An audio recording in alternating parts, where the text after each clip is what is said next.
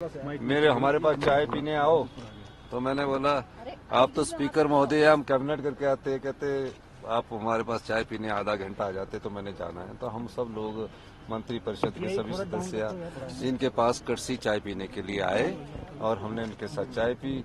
और जब राजनीतिक लोग बैठे होते तो राजनीतिक चर्चा तो होती है। सर एक बात ये कही जा रही, क्योंकि आपने कहा था कि 6 में से 3 बागी विधायक आप वापस आना चाहते हैं कांग्रेस के खेमे में, तो उसको लेके भी कोई विचार हो रहा है क्या? मैंने तो एक विधायक ने मुझसे बात की थी और मैंने कभी नहीं कहा, मैं तो एक विधायक की बात कर रहा हूँ जिसने अपनी पीड़ा बताई थी कि मुझे बड़ा पछतावा है।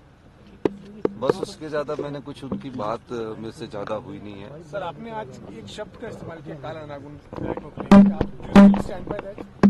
देखिए बात सुनिए, मैं ये कहना चाहता हूँ राजनीतिक जीवन में जो पार्टी को धोखा देते हैं और जिस पार्टी के चुनाव चिन्ह पर होते हैं वो काले नाग और काले सांप कहलाते हैं।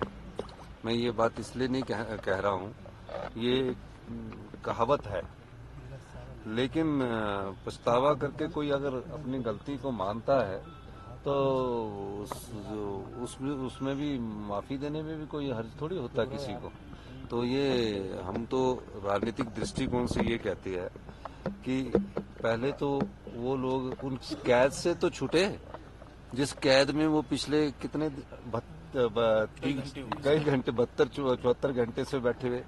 पूरी सीआरपीएफ लगी हुई पंचकुला में तो हम जा ही नहीं रहे उनको ले जाने, और उनको लाने के लिए हेलीकॉप्टर का प्रयोग कर रहे हैं। जिस दिन वोटिंग थी उस दिन सीआरपीएफ पुलिस सब हरियाणा पुलिस थी, वो तो स्पीकर साहब ने मेरे ख्याल उस पर कार्रवाई की है। और मेरा ये भी मानना है कि इस प्रकार का माहौल इस प्रदेश के में नहीं है, क्योंकि हमारी जो संस्कृति है वो देवी देवताओं की संस्कृति है, सबका सम्मान किया जाता है। ये पहली बार ऐसे इतिहास में हुआ जिसमें 6 वोटें क्रॉस हुई। जयराम ठाकुर जी किस आधार पे कहते हैं कि सरकार संकट में है, उनके पास क्या आधार है? बार-बार क्लेम कर रहे हैं कि माइनॉरिटी। देखिए जयराम ठाकुर जी जो कह रहे हैं, पहले तो उनको अपनी मेजोरिटी प्रूव करनी चाहिए ना।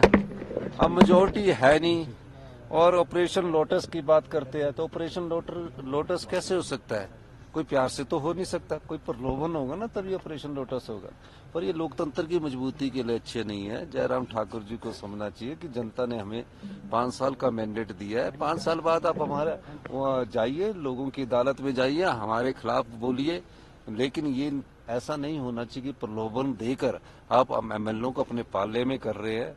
मैं तो उन सभी एमएलओ से भी अनुरोध करना चाहता हूँ कि आप प्रलोभन में ज्यादा ना आइए। जनता सब जानती है और हिमाचल की जनता इसका मुंह तोड़ जवाब देती है। प्रतिभा सिंह ने नरेंद्र मोदी की तारीफ की। प्रतिभा सिंह जी ने ये भी कहा कि भाजपा से अगर कंपेयर करना है तो अभी से कांग्रेस को अपनी तैयारी करनी पड़ेगी। हम भाजपा की कंपेरिजन में बहुत कमजोर है, अभी इश्यूज बहुत पीछे है हमारे। इस सवाल का जवाब तो वही दे सकते हैं, उनसे शिमला जिला को जो है कैबिनेट रैंक दिया गया एक और को। देखिए शिमला जिला के सबसे वरिष्ठ नेता हमारे नंदलाल जी है, 4 बार के विधायक है, रामपुर से जीत कर आया था और सबसे वरिष्ठ है। और उनका कैबिनेट रैंक अभी नहीं दिया गया, उनका कैबिनेट रैंक काफी महीने से वो था। और तो उनको जो कैबिनेट रैंक फाइनेंस कमीशन हमारा बना ना 16 फाइनेंस कमीशन बना, उस आधार पर दिया। साहब आप काफी कॉन्फिडेंट है, लगता है आपने सारे प्रॉब्लम सॉर्ट आउट कर लिए हैं। देखियो विक्रमादित्य जी ने मुझे सवेरे 7 बजे भी मेरी बात हुई है, दोपहर 12 बजे भी बात हुई है और बातचीत करते रहते हैं। अब नाराजगी तो देखिए, नाराजगी दो परिवारों में होती रहती है। हम तो एक परिवार के सदस्य हैं, एक परिवार में भी तो कई बार बातचीत होती है। नाराजगी कुछ नहीं है। उन्होंने सवेरे मुझसे बात की है और आज भी उन्होंने मुझसे दोपहर पर बात की है। सब ठीक है, कोई चिंता ना करिए। कांग्रेस की सरकार 5 साल चलेगी। धन्यवाद।